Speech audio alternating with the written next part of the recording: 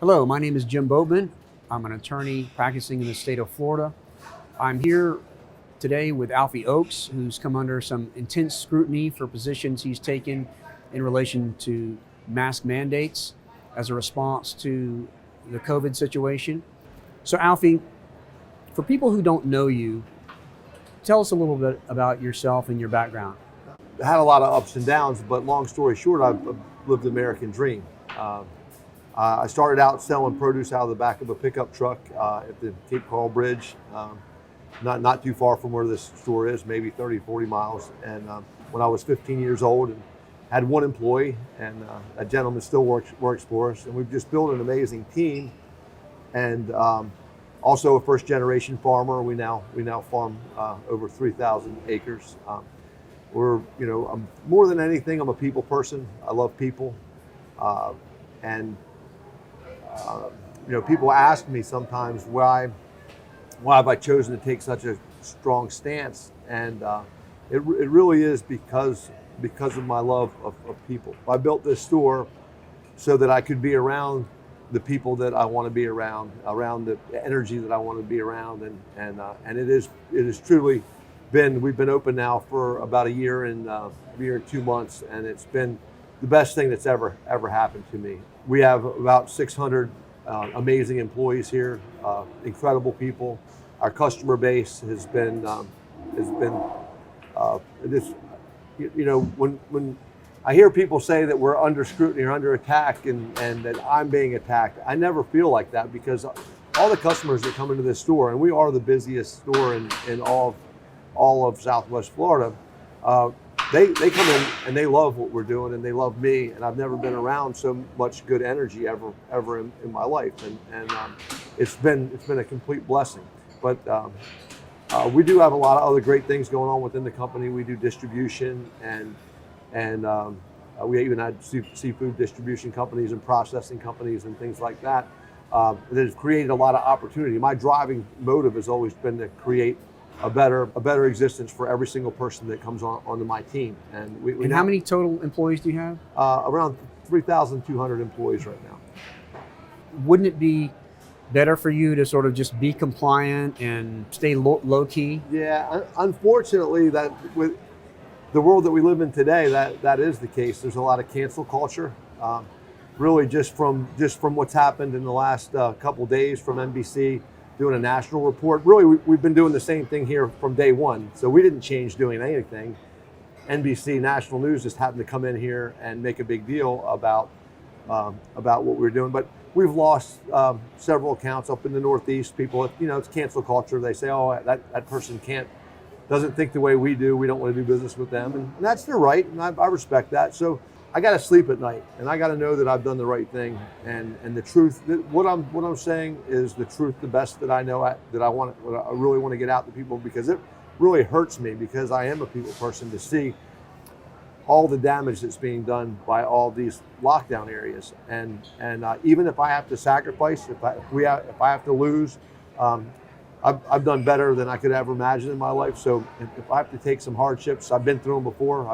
I've been broke 3 different times in my life, and I'm not afraid of being broke. And so you're not afraid of persecution for a good cause? Not at all. We have some other historical examples of those who have been persecuted for good cause, and it's not a bad road to go, huh? No, when you know that what you're doing is right, it makes it easy. And my father told me, the softest pillow is a good conscience, and also to be true to myself. If I was gonna squelch what I felt like was the truth to maintain that extra monetary income, I would not be happy with myself. So then explain, are you anti-mask?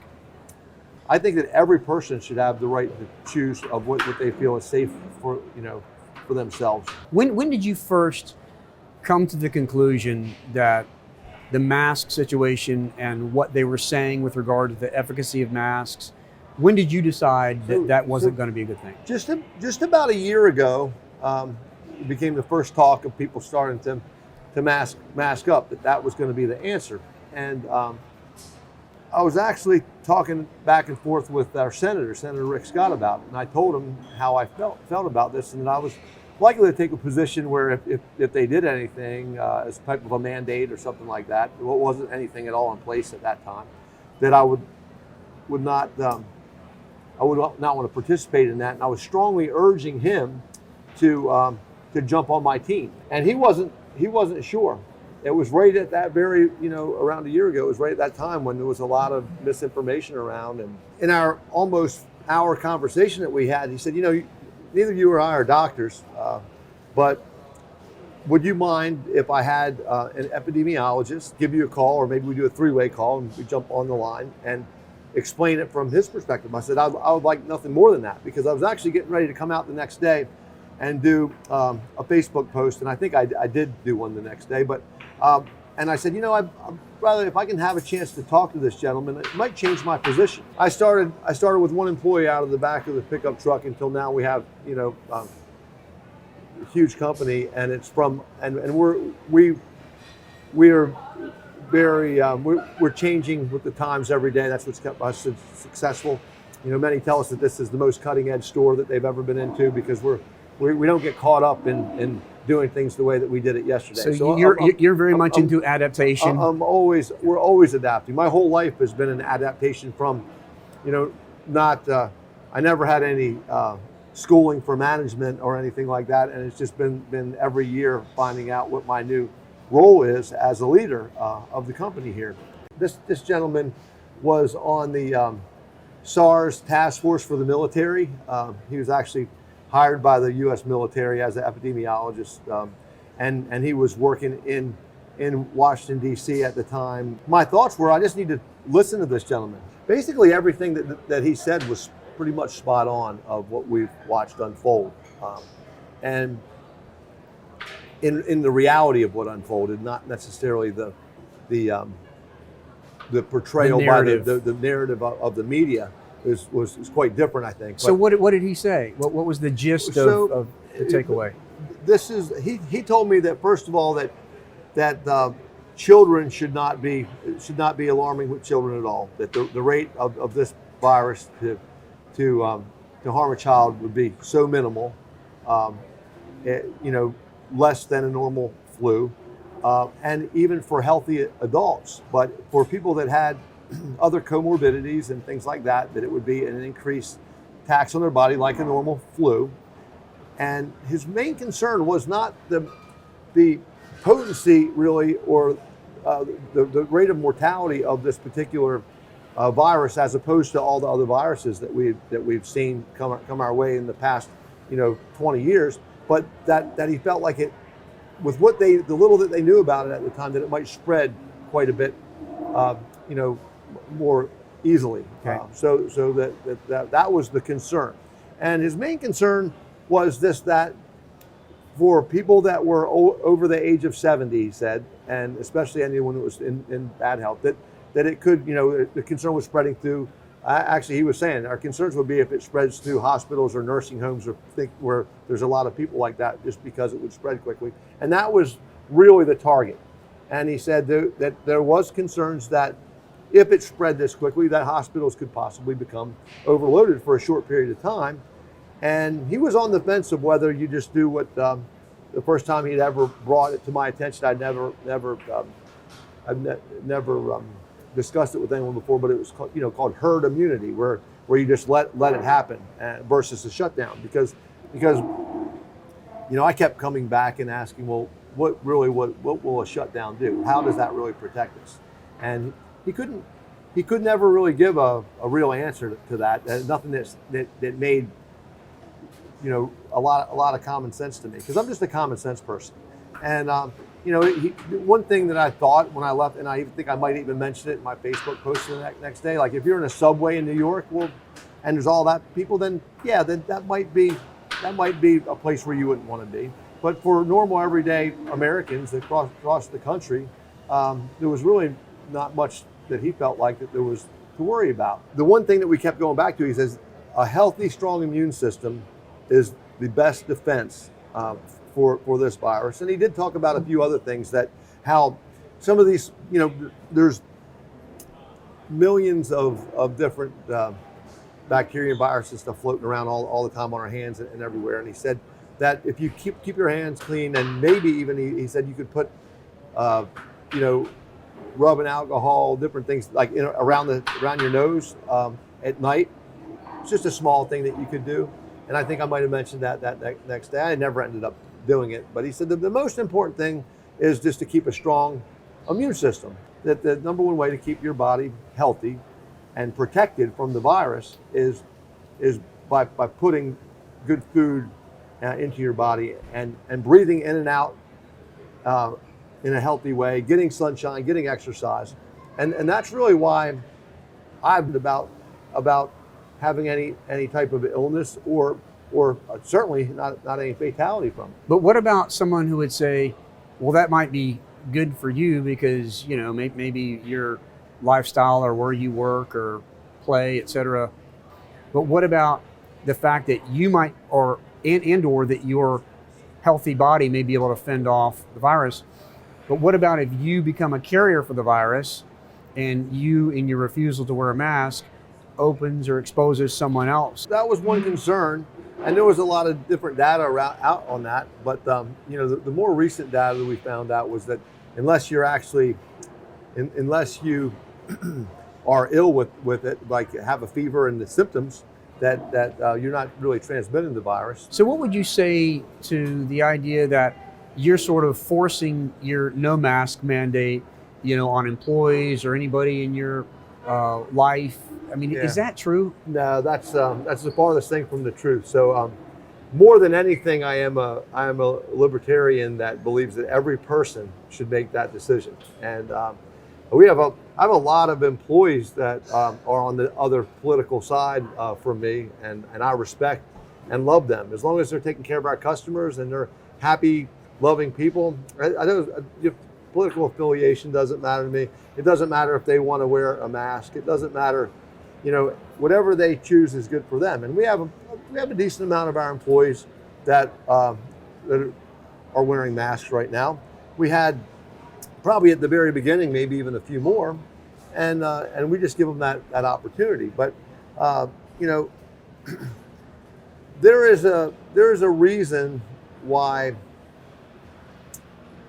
1,150 people a day are moving to Florida, because we have less lockdowns, and the people intuitively know that what's going on there is wrong, and the people that are stuck are the ones that are making their decisions off, you know, a fear-based decision. And when I look at some of the employees early on, rightfully so, they're making a lot of their decisions off fear-based decisions. And the fear is coming from where they're getting their underlying source data. Like if you're getting good data, and that data tells you that if you don't wear a mask, you're likely to contract COVID, and if you contract COVID, there's a substantial likelihood of death. I mean, I think early on they were talking about millions and millions and millions of people that would be dying from this. It's rational then to be very intense about the mask wearing situation. Yeah, but it hasn't really borne out. Yeah. Correct? It hasn't. I mean, I was very bold at the beginning, saying that drinking the doctors, eating healthy, all that was the most important way.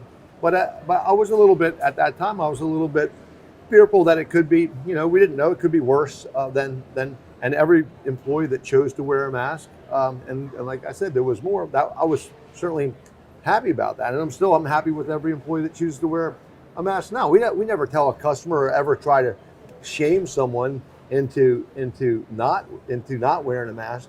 First of all, I see these numbers coming out where they say 450,000 people have died, and we can talk a little bit later. No, wait a minute.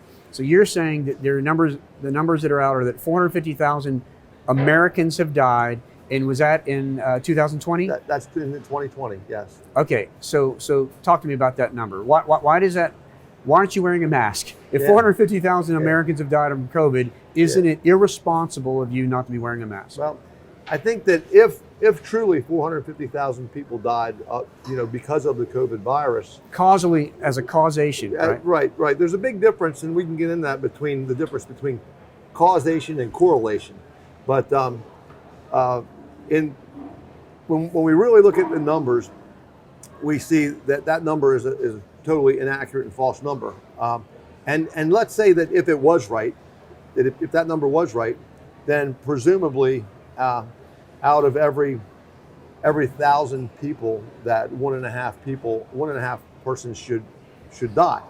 So based off of my own employee base here, by the national numbers that they've come up with, we should have 5 people of out of my employee base that should have died. And that's coming out of a nation that's largely masked up and locked down. You're in a situation which is right. Essentially masks are optional and there is no lockdown. Right. So in the United States, based off their figures, they're saying that out of my 3,200 employees, that by just the national average, 5 persons in my company, 4.8 or 5 people should have died, when in fact no one died here, and we haven't taken any of the measures or very little of the measures for the whole year. I would say 75-80% of the people in the company have chosen not to wear the mask.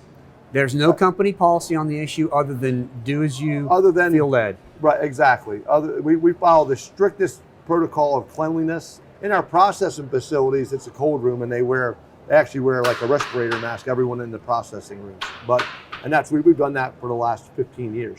But that's more because of the gases from the onions and things like that. So, but as far as all the other companies that we have, everyone can make their personal choice. Even though, sadly, Fox 4 News tried to report a death last year around June or July in our company, just because we were coming out and they knew that we weren't, that we were not masking and not cowering to the media fear. And then we proved, of course, that story they said was false. The gentleman did work for another company in town, and the gentleman that they referred to did indeed die, but he had never ever worked for Oaks Farms or had any association with us. And they actually made a news story on it, which we had to debunk, and we did a show on that. And they did a little blurb in the back saying, oh, they made a mistake, after they did their headline that someone from our company. And it's a tragedy when anyone dies. But what we're seeing here is from the CDC's own reports, from everything the CDC has printed thus far from the end of 2020, actually proves beyond any doubt that it was impossible that 450,000 people died from COVID-19. And that's by their reports. Business has been phenomenal this year. And it's because if there was really something going on, if they were bringing home illness to their family, or there was anyone that was dying from this, it wouldn't happen. They wouldn't be coming back. I wouldn't be in here. I wouldn't be coming back. We're not a bunch of rogue morons that are being reckless. The truth is that what we're seeing is, I remember when the gentleman that came in, the reporter came in the other day and he didn't know who I was. He came in and he's filming up and down the registers. And now you're talking about, this is the guy who came in and kind of broke the story, if you will. Yeah. He comes in and he's just filming the registers, et cetera. I mean, when do you see him doing his thing? I just got done having lunch with my mother. We're actually celebrating the 8-year anniversary of my father passing, and she came over and had lunch with me, and I went downstairs to actually go help her with some groceries, and I saw this gentleman kind of panning across, and I went and asked him. I said, how's it going today? And he says, I just can't believe this. No one's wearing a mask. And I'm like, yeah, you must be from out of state, huh? And he's like, yeah, I'm from New York. He said, I just can't believe this. I've never seen anything like it. And how long has this been going on?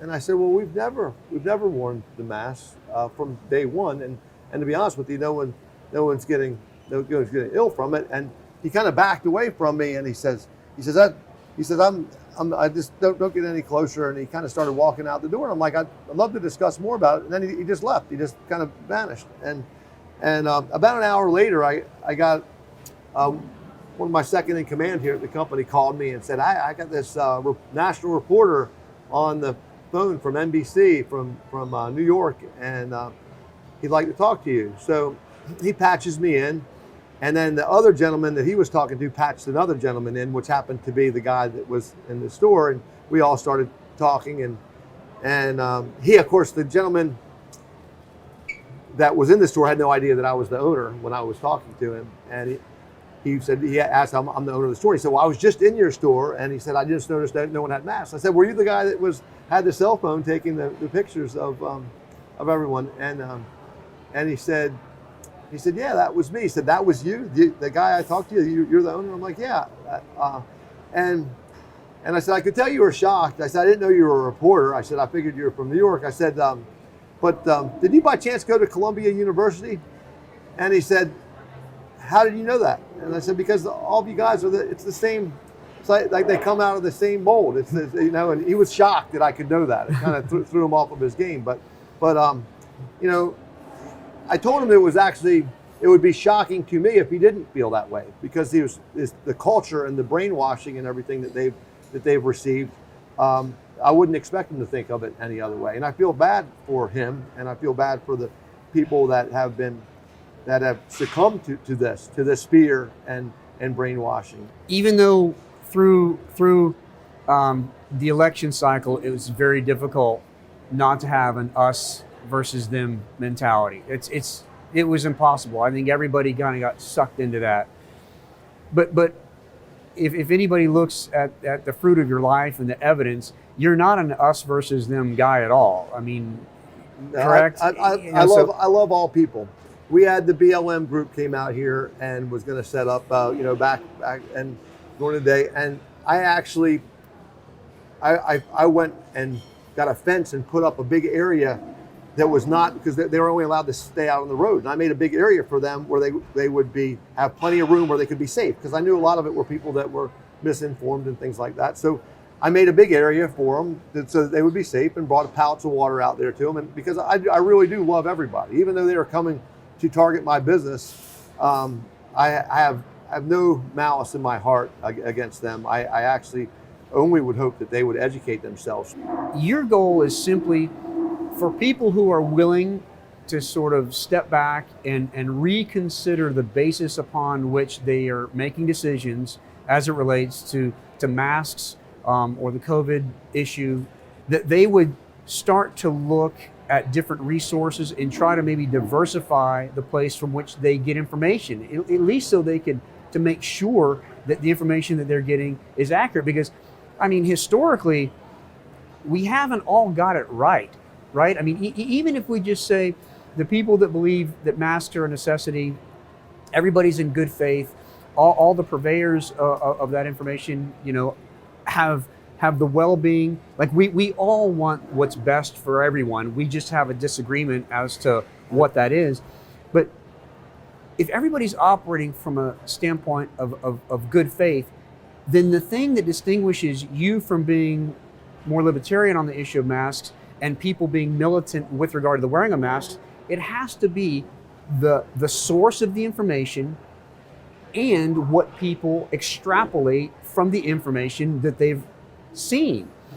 And I venture to say that a substantial amount of the divergence in opinion actually comes from the source of the information. Because if we were all feeding on the same information, it's likely that we would be approximately coming to this similar conclusions, you would think. I mean, maybe that's an overstatement, but I think that some people can look at the same thing and gather different opinions. That's what makes this country a great country. But the starkness of divergence, I would argue, comes from some people feeding from a certain trough and other people feeding from different troughs of information.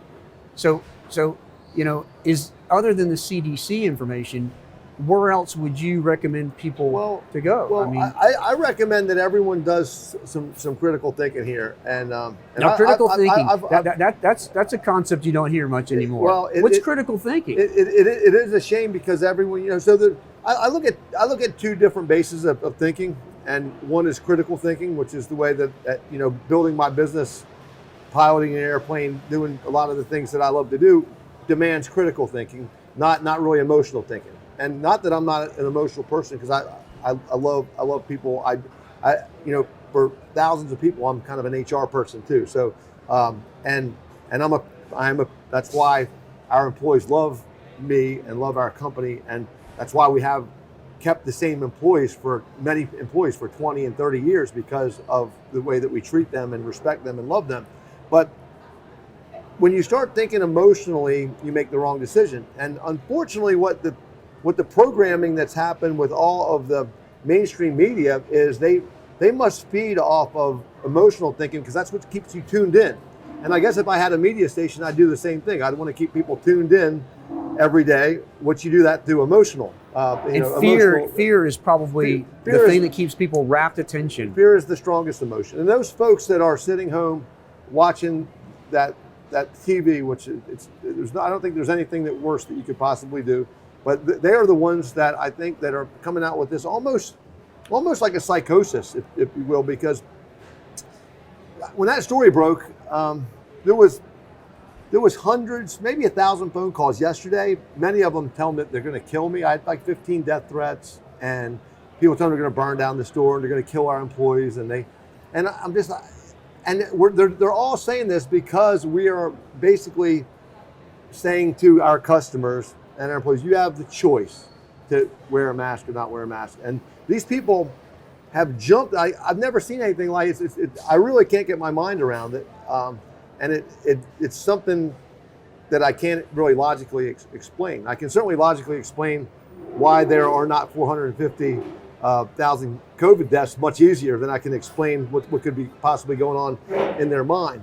But another thing that we get about... So you would encourage people that are reacting with that kind of angst and anger, and really that's pretty evil to suggest you're going to kill somebody. You're hoping that there's some portion of people that are wrapped up in that emotional thinking who can step back and like renew their mind and really take a fresh perspective on what's motivating that fear, and begin to critically think and go back and say, you know what, I remember the first time I read an article or saw something or started reading this information and started getting my information from this source. Maybe they just need to say, okay, you know what, I'm going to hit a reset, and I'm going to re-examine the situation based upon what I believe to be true, and or based upon an alternative data source analysis, or just different voices that would speak into my I like to go back and even instead of using data sources, one of the critical thinking measures that I did, and I met a gentleman here about 2 weeks ago, and he owned about 47 different funeral homes, and I'm not going to say what state it is, because he owns the majority. I think he handles 80% of that state's funeral homes, and it's in one of the lockdown states. And he said that business was down in 2020. Not more people. There wasn't that more people died. It was that less people died, and that business was actually a bad year for him. And that with all the other people that he talks to within the business, I talk to people in the produce business all over the country. I'm sure that the funeral homes so I started calling random funeral homes. I probably called maybe 25 different funeral homes. And with the exception of maybe one funeral home, every single funeral home said that they did less in 2020. So if people would start doing some of their own research, and I asked this reporter the other day, I told him about this. I said, call them, do your own, like if you want to be an investigative reporter, do some common sense and investigate. But they have, unfortunately, this new media that we have, they have the foregone conclusion before they have the headline written before the story is researched, and they want to fill in the underside as opposed to historically journalism. This gentleman that came in and did that, when they put that piece together, first of all, I talked to him for like 15 or 20 minutes, and they gave about 4 seconds of me talking. And when he asked, the question he asked, the answer that they gave from what I said was not from the question he asked. So they disconnected the two. They pieced it together. So it's such deception. And you know that if right there, that tells you that something's wrong. And I offered this gentleman, I said, I will make a $1 million donation to any charity that you wish. And I got it on camera. I had my other guy tape the whole interview. Steve taped the whole interview the real interview, not the thing they pieced together. And where I told him I'll give $1 million to a charity if you just give me 1 minute of truth. I said, give me 1 minute of truth on the air, on national TV. And they wouldn't do it because they have no interest in really getting our side out or my point of view out. And I'm not saying that my point of view is right, but it's the point of view that I've put a lot of time and energy and research in, and I've been around people, and I would say that we're one of the few places in the world that have been afforded the luxury of never having to mask up or quarantine or even social distance or anything like that. And your point of view happens to be one that's shared by millions of people who are themselves trying to make the best decision they can for their family and their business and their livelihood. And they share your perspective. It's just that we don't have the same bandwidth, unfortunately, as the other. I've always said that if all the people in the world could see how we've operated here for the last year, and that nobody has died, not one single person, and we've been according to I forget the TV commentator, like that we're incredibly reckless, we're COVID-19 deniers. Even with that, with our really incredibly reckless behavior that we've had, well, why have we not even had a person that has died yet? And does he think that we're protected by some special veil? It's no, that we're going out and when you're stuck at home and you're watching the TV and you're stressing yourself out, that's what's causing you. What's killing you. That's what's killing you. It is. I mean, you cannot be so afraid of dying that you can no longer live. And that's exactly what we're seeing up there. So why would the government, people would ask themselves, well, why was the news telling me all these people have died, and why have the doctors done death certificates of this magnitude that said that this many people died? And it's a very simple answer. It's an answer that honestly that anyone with a grade school education can figure out.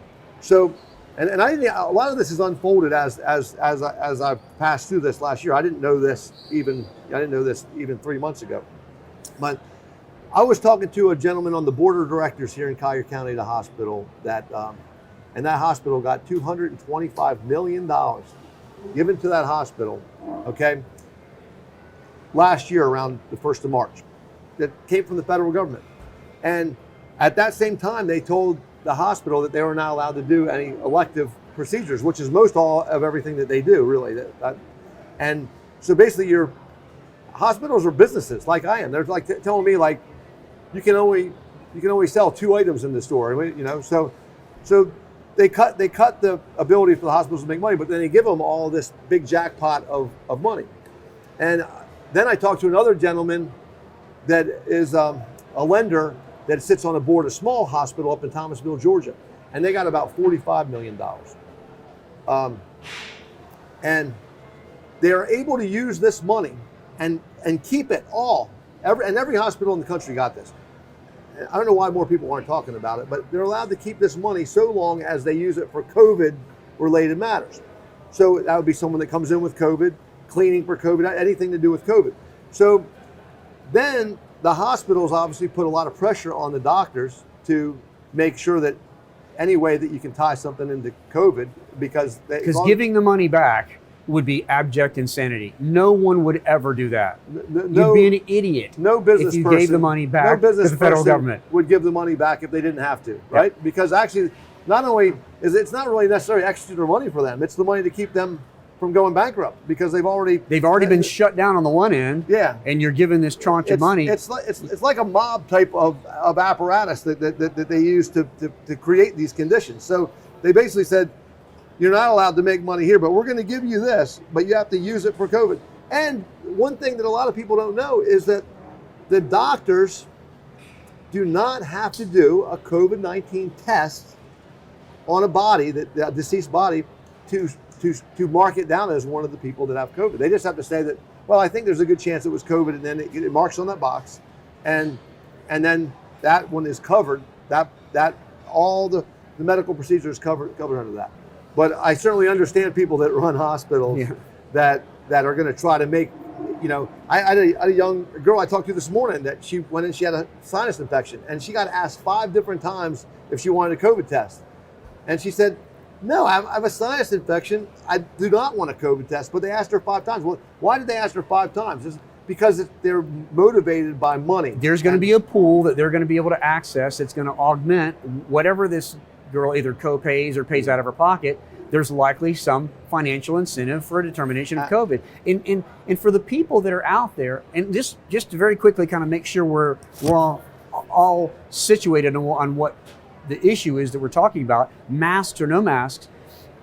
If the idea that the wearing of a mask is driven by COVID numbers, and we know that the COVID numbers are driven by very transparent, motivating factors such as dollars for COVID, then is it possible that those people who have become very fearful about the potential for COVID and are thereby wearing their mask and being militant and antagonistic of others that don't want to, is it possible that they could consider alternative information and come to a different conclusion? That's the sort of the gist of why we're having this conversation.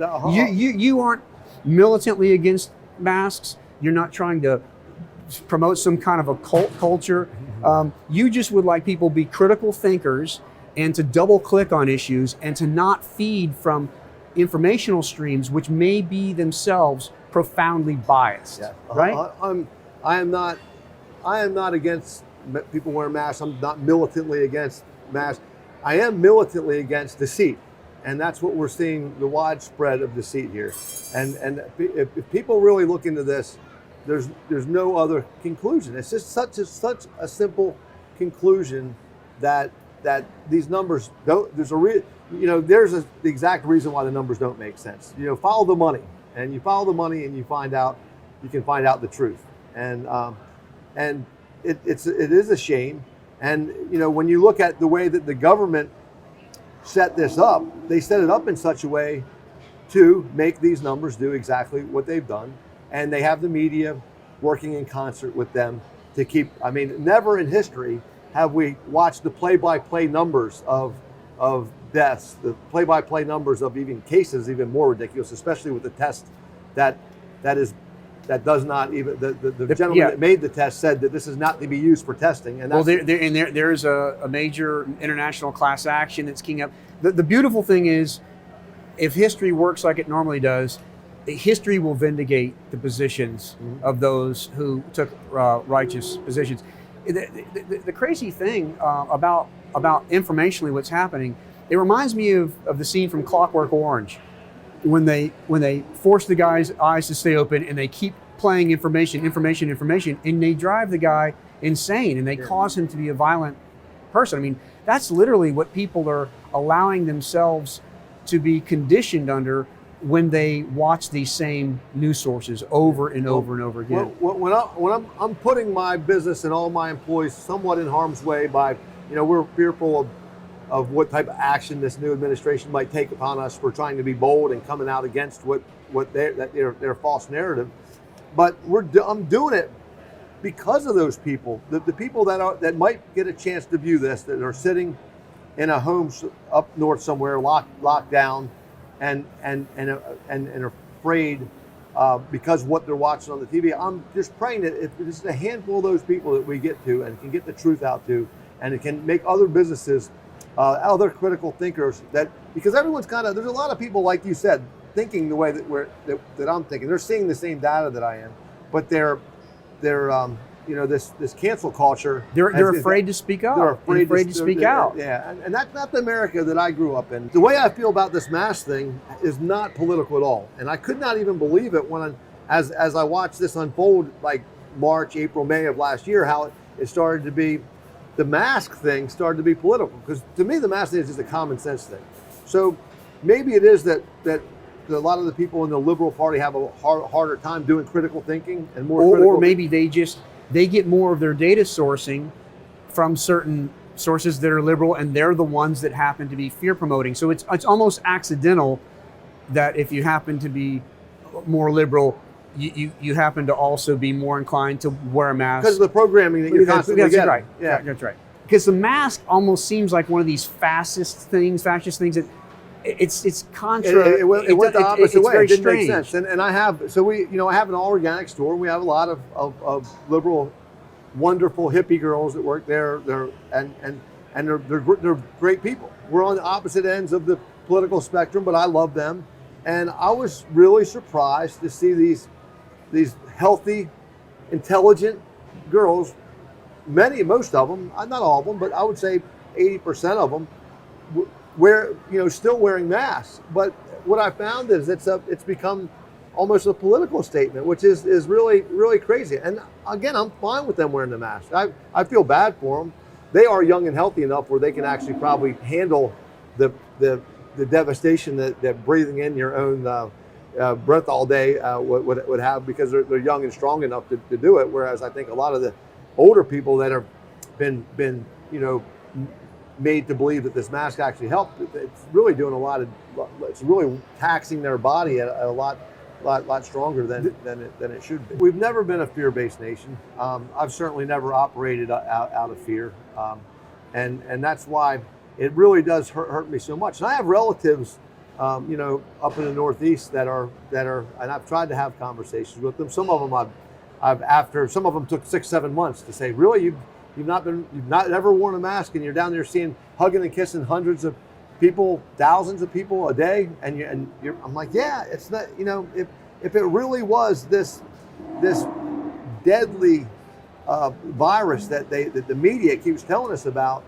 then it would be a real pandemic. But that's just, unfortunately, that's not what the numbers show. The numbers, and I'm a numbers guy. I built the business off of watching trends and numbers, and when I look at that, and if it was, I'd be locked down in my home. I'm not trying to be a show off, an Iron Man or something like, oh, we're not afraid of the virus. If it was hurting any of my employees or any of their families, if that was really something that was happening, then we would not be doing it. We would be all isolated, or maybe we'd be wearing full body suits, which might actually really protect you from the virus. Well, Alfie, I appreciate you sitting down and taking time, to go through these issues and to kind of explain, your frame of reference, and just continue to pray for you and your business and this country, and really just hope that people will be critical in their thought. If you feel strongly about an issue, that's good, but it's also very healthy to circle back and periodically make sure that what's motivating your behavior and your conduct and the way that you make decisions is well-founded informationally. And to do that, you need to get information from good and diverse sources. So diversify your sourcing, and let's just do the best we can, and no matter what you do, just approach things from a perspective of love and an openness and a desire to promote humanity. Death threats and that kind of mentality on either side of the aisle is just not what America is all about, and we need to really move away from that type of political discourse. So thanks again, Alfie. Yeah, thank you. And really enjoy it. And I just hope that everybody, if anything they take from this is, do some of your own critical research. Go to the CDC. Look at those real numbers. Call some of the funeral homes in your area and ask them. And I think that if you do that, instead of watching what the media wants you to watch or wants you to believing the way that they want you to believe, and you do it on yourself, you're going to feel good about the decisions you make. And we're blessed to be here, and I want to just tell everybody, no matter which side, whether you believe in masks, whether you don't, whether you're Democrat, Republican, I love all people. Everyone's welcome at our store here, and I really want the best for our country and everyone in the world. Thank you.